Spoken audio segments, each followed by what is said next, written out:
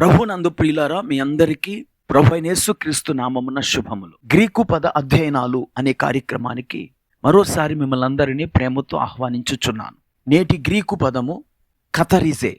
ఈ పదము యోహాను రాసిన మొదటి పత్రిక 1వ అధ్యాయము 7వ వచనములో కనబడుతుంది. అయితే ఆయన వెలుగులోనున్న ప్రకారము మనమును వెలుగులో నడిచిన ఎడల మనము అన్యోన్య సహవాసము గలవారమై ఉందుము.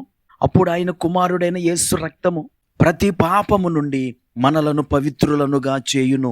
ఇక్కడ పవిత్రులనుగా చేయును అనే పదానికి గ్రీకు భాషలో కథరిజే అనే పదాన్ని వాడారు. అనగా కంటిన్యూస్ క్లీనింగ్ అని అర్థం, నిరంతర శుద్ధి.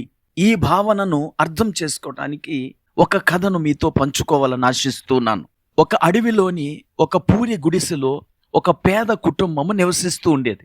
ఆ కుటుంబానికి చెందిన బాలుడు ఆడుకోవటానికి వస్తువులు ఏమీ లేక అడవిలో నిరంతరము అన్వేషిస్తూ ఉండేవాడు. ఒకరోజు ఆ బాలునికి ఒక రాయి దొరికింది. దానిని సమీపంలో ఉన్న నీటి ఊట దగ్గరికి వెళ్ళి శుభ్రం చేశాడు. అది మెరిసింది.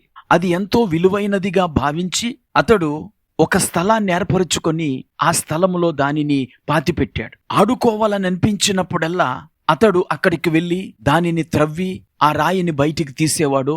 అది బురదతో మట్టితో కప్పబడి ఉండేది. మరలా నీటి ఊట దగ్గరికి వెళ్ళి దానిని శుభ్రం చేసేవాడు. అప్పుడు అది మరలా మెరిసేది. ఇలాగూ నిరంతరము జరుగుతుంటే ఒకరోజు ఆ పిల్లవానికి ఒక ఆలోచన వచ్చింది. గనుక దీనిని సమీపంలోని జలపాతము దగ్గరికి వెళ్ళి అక్కడ ఒక బండ సందులో దీనిని దాచిపెడతాను.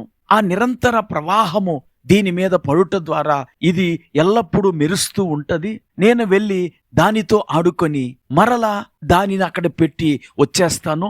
ఇక పదే పదే దానిని శుభ్రపరచనక్కరలేదు అని అనుకొని ఆ బురద మరియు మట్టితో కప్పబడిన ఆ రాయిని ఒక జలపాతం దగ్గరికి తీసుకువెళ్ళి అక్కడ ఒక బండ చీలికలో దానిని పెట్టాడు. పైనుండి నిరంతరము పడుతున్న నీరు దానిని మెరిసేలా చేసింది. ఈసారి అతడు మరుసటి రోజు వెళ్ళినా ఆ మరుసటి రోజు వెళ్ళినా దానిని శుభ్రపరచనక్కర లేకుండా అది మెరుస్తూ ఉండేది.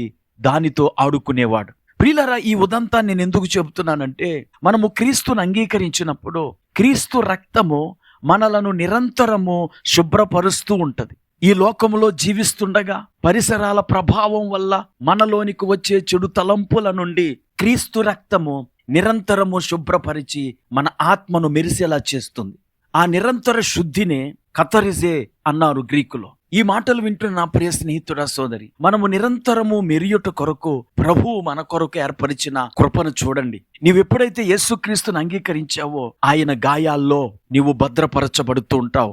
ఆయన గాయాల నుండి స్రవించే పుణ్య రక్తము నిన్ను నిరంతరము పరిశుద్ధంగా ఉంచుతుంది. పరమగీత గ్రంథము 2వ అధ్యాయము 14వ వచనంలో దేవుడు వధువు సంఘాన్ని బండ సందులలో ఎగురు పావురముతో పోల్చాడు. ఆ బండ సందులు మన ప్రభువైన యేసు గాయాలు. ఆ గాయముల నుండి స్రవించు క్రీస్తు రక్తము నిరంతరము మనలను శుద్ధి చేస్తుంది.